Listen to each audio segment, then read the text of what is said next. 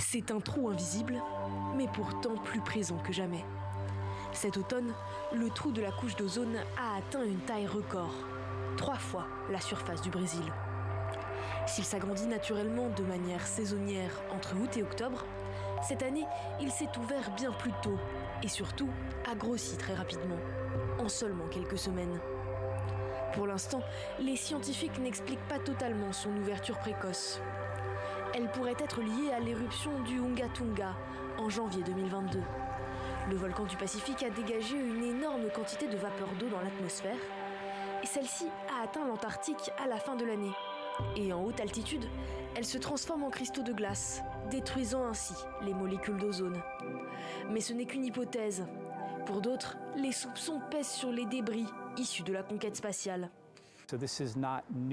Il y a toujours eu un afflux de matière rentrant dans l'atmosphère. Avant, ça venait souvent des météorites, mais maintenant, cela vient aussi des fusées et des lanceurs qui se désagrègent en retombant vers la Terre.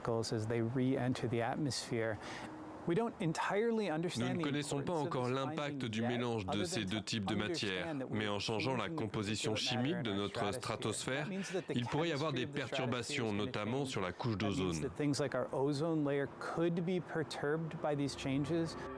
Si tout se déroule normalement, le trou devrait rentrer dans sa phase de rétrécissement au début de l'année 2024. Mais son agrandissement ne sera pas sans conséquences. La fonte des glaces pourrait s'accélérer en raison du plus grand rayonnement d'ultraviolet sur le continent. Et pour qu'il se referme complètement, il faudra attendre au moins 40 ans.